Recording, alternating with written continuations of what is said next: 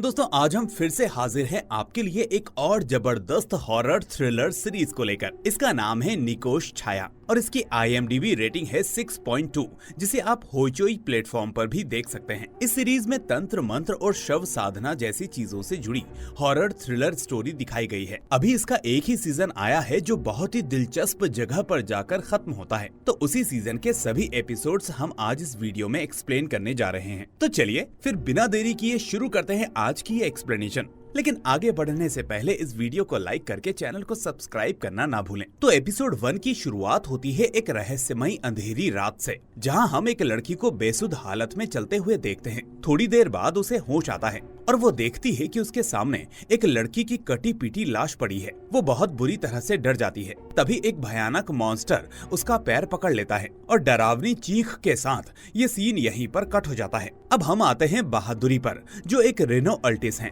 यानी ऐसे इंसान जिन्हें अदृश्य दुनिया की समझ और शक्ति होती है। वो अपने घर में होते हैं कि तभी उन्हें कुछ आवाजें सुनाई देती हैं। वो उनका पीछा करते हैं और उन्हें घर के अंदर 2 बच्चों की आत्माएं दिखती हैं, जो एक लड़की को बचाने की मदद मांग रही थी। अगले दिन बहादुरी अपनी असिस्टेंट मितुल से बात करते हैं। वो दोनों आपस में कंफ्यूज होते हैं कि ये आत्माएं कौन थी। मितुल कहती है कि शायद वो पासिंग सोल्स होंगी, यानी जो आत्माएं स्वर्ग या नर्क जा रही हों और रास्ते में दिखाई दे गई हों। बहादुरी कहते हैं नहीं, ये पासिंग सोल नहीं थी, वो यहाँ हेल्प के लिए आई थी। तभी कुछ देर बाद मितुल के पास उसके पति अमियो का फोन आता है, जो एक पुलिस ऑफिसर है और वो इस समय एक मीडिया कॉन्फ्रेंस अटेंड कर रहा था। वो बताता है कि सरकारी अस्पताल के मुर्दा घर से 2 शव चोरी हो गए हैं और वहाँ का वार्ड बॉय भी बुरी तरह से घायल हुआ है। फिलहाल वो अस्पताल में भर्ती है और ठीक होने के बाद ही उससे पूछताछ की जा सकती है। अब हम हॉस्पिटल में एक पुराने डॉक्टर तिताश को देखते हैं, जो पहले बहादुरी की बातों पर यकीन नहीं करता था, लेकिन अब सब कुछ अपनी आंखों से देखकर मान चुका था। वो एक वार्ड बॉय से मिलने जाता है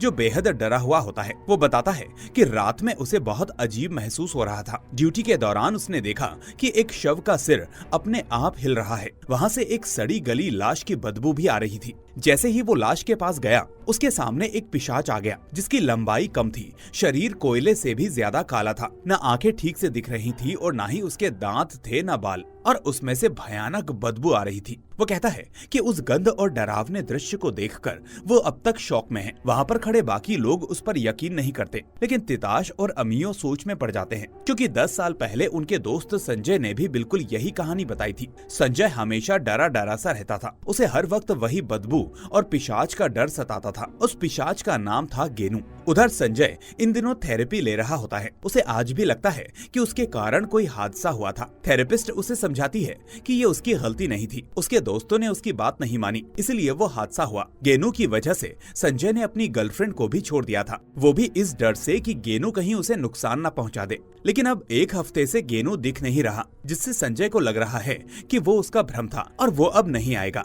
अब एपिसोड 2 की शुरुआत होती है समीर नाम के व्यक्ति से, जो एक वैन में एक लाश को अंतिम संस्कार के लिए लेकर जा रहा होता है। तभी अचानक उसके सामने पिशाच गेनू आ जाता है और समीर पर हमला कर देता है और सीन यहीं पर कट हो जाता है। अब हम देखते हैं डॉक्टर तिताश को, जो पल्लव नाम के व्यक्ति से कॉल पर बात कर रही होती है। पल्लव अभी सिंगापुर में रहता है। उसी दिन तिताश ने संजय को मिलने के लिए बुलाया था। संजय काफी डरा हुआ था, क्योंकि गेनू का नाम फिर से सुनकर उसकी पुरानी यादें ताजा हो गई थी। तिताश उसे आराम करने के लिए कहती है और फिर वो हॉस्पिटल पहुंचती है, जहां समीर को भर्ती किया गया था। समीर तिताश को बताता है कि उस रात गेनू ने सच में उस पर हमला किया था। वो बहुत बुरी तरह से घायल हो गया था, लेकिन हमला करने के बाद पिशाच उस शव के पास बैठकर सिर्फ प्रार्थना कर रहा था, जो कि बेहद अजीब बात थी। उधर पुलिस ऑफिसर अमियो केस को लेकर मितुल से बात करता है। मितुल उसे सतर्क रहने की सलाह देती है। इसी दौरान पुलिस ऑफिसर दीपक एंट्री करता है, जो काफी परेशान होता है, क्योंकि उसकी बेटी बोनिया कॉलेज ट्रिप पर गई थी और अब उससे कोई कांटेक्ट नहीं हो पा रहा था। यहाँ मितुल दीपक को समझाती है कि सब ठीक होगा और बोनिया जल्दी ही लौट आएगी। लेकिन तब हम संजय को उसके घर में देखते हैं, जहाँ कुछ अजीब हलचल हो रही थी। उसे दरवाजे पर किसी के खटखटाने की आवाज आती है। वो डर जाता है। तिताश समय रहते वहाँ पहुँच जाती है और उसे संभालती है। अब हम देखते हैं कि अमियो और उसकी टीम जंगल में पहुँच चुके हैं। वहाँ उन्हें एक अधखाई हुई लाश मिलती है। ये वही लाश होती है जो हमें एपिसोड की शुरुआत में दिखाई गई थी। वहाँ किसी खतरनाक तांत्रिक अनुष्ठान के निशान भी मिलते हैं। बहादुरी भी वहाँ आते हैं और बताते हैं कि ये शव साधना की प्रक्रिया का हिस्सा था, जो कि एक बहुत ही खतरनाक और रहस्यमयी साधना मानी जाती है। अब अमियो का सीनियर ऑफिसर आकर कहता है कि ये मामला पूरी तरह से पुलिस का है और बहादुरी जैसे व्यक्ति की इसमें कोई भूमिका नहीं होनी चाहिए, क्योंकि ऐसी चीजें पुलिस की छवि को नुकसान पहुंचा सकती हैं। दूसरी तरफ दीपक जब घर लौटता है तो पाता है कि बोनिया अभी तक नहीं लौटी है। वो कॉलेज में फोन करता है और पता चलता है कि बोनिया ट्रिप के लिए कभी निकली ही नहीं थी। ये जानकर दीपक हैरान रह जाता है कि अगर बोनिया ट्रिप पर नहीं गई तो फिर वो गई कहाँ। अब वो अमियों के साथ मिलकर आधी रात तक बोनिया की तलाश करता है, लेकिन उन्हें कोई सुराग नहीं मिलता।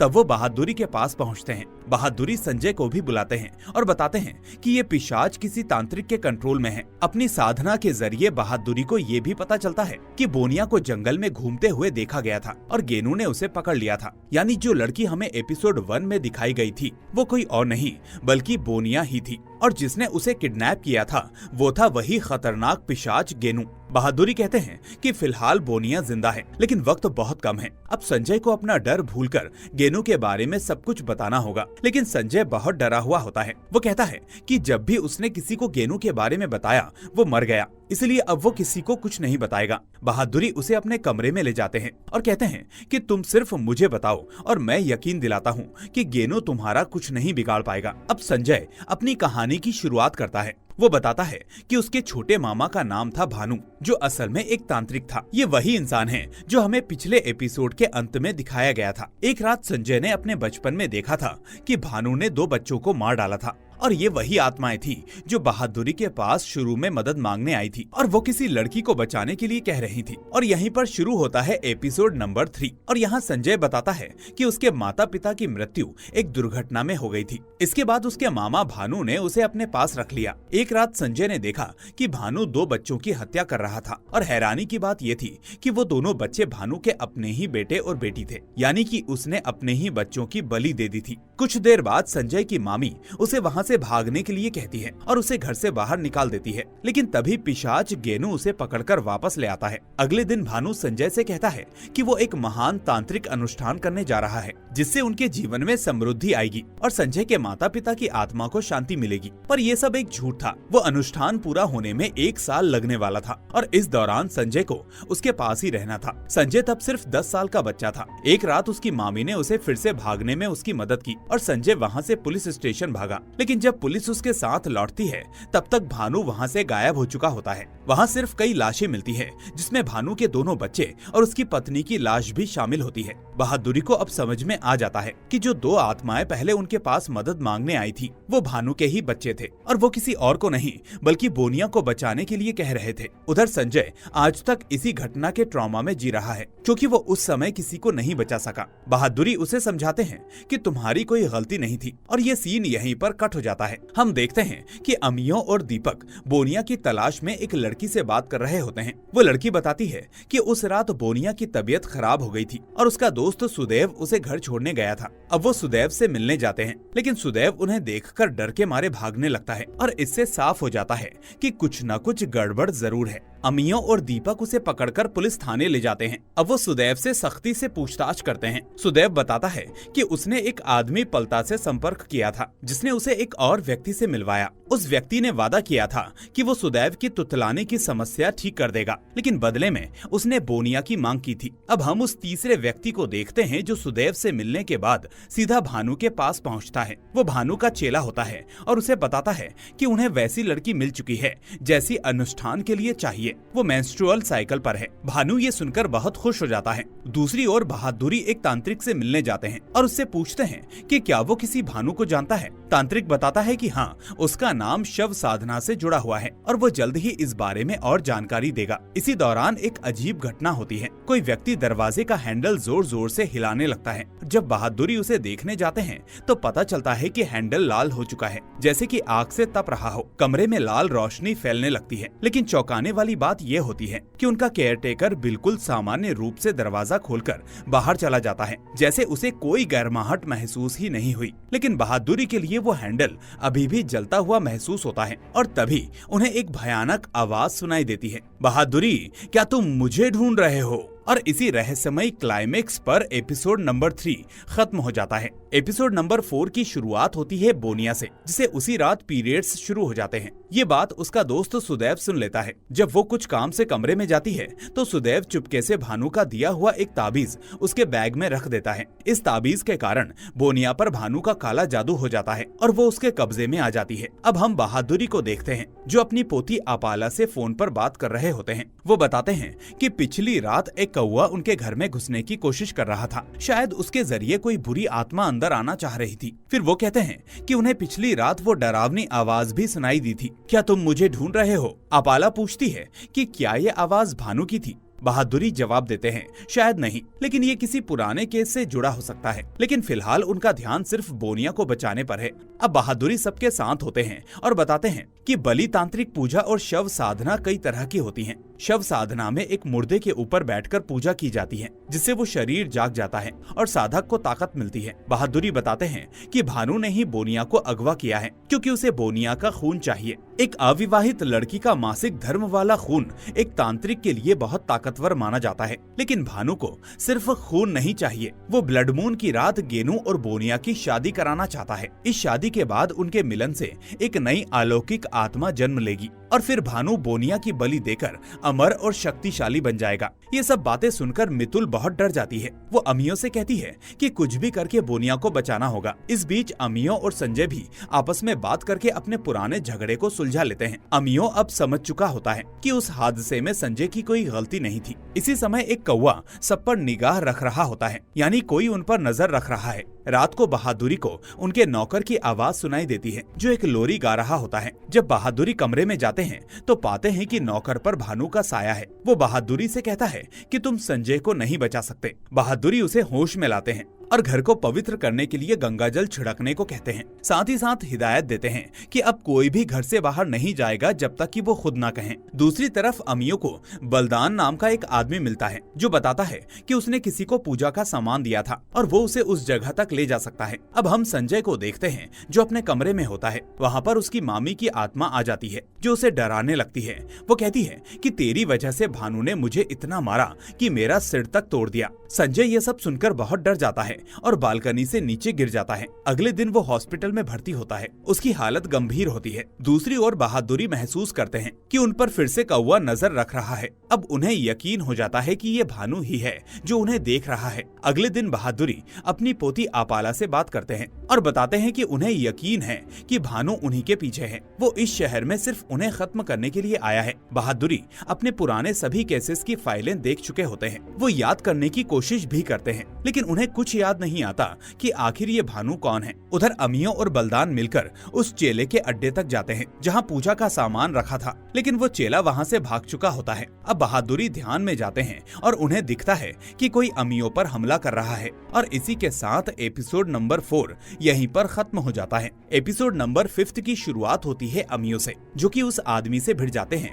जो भानु का चेला था और उसने उन पर हमला कर दिया था। अमियो किसी तरह से खुद को बचाकर उस चेले को पकड़ लेते हैं। उधर हम देखते हैं कि भानु बोनिया के पास आता है। बोनिया खुद को मारने ही वाली होती है, लेकिन भानु उसे रोकता है और कहता है कि एक समय की बात है, एक बच्चा लाशों की चीजें चुराता था। लोग उसे जिंदा जलाने वाले थे, लेकिन उस रात मैंने उसे बचाया और तभी से वो मेरा शिष्य बन गया। ये वही चेला है जिसे अभी अमियो ने पकड़ा है। भानु ये भी कहता है कि आज वो उसे मार डालेगा ताकि उसका तांत्रिक अनुष्ठान पूरा हो सके, लेकिन जब तक शादी नहीं होती बोनिया खुद को नहीं मार सकती। वो कहता है कि शादी के बाद वो उसे छोड़ देगा, पर हम जानते हैं कि ये एक झूठ है। अब वो चेला बहादुरी के सामने लाया जाता है। बहादुरी उससे सवाल करने ही वाले थे कि तभी भानु ने उसकी वुडू डॉल के जरिए उसकी जान ले ली। यानी जैसे उसने उसे अपने काले जादू से जिंदा किया था, वैसे ही अब उसे मार दिया। उधर अमियो को अस्पताल ले जाया जाता है। वहीं मितुल बहुत टेंशन में होती है और कहती है कि अब वो इस केस से पीछे हट जाए,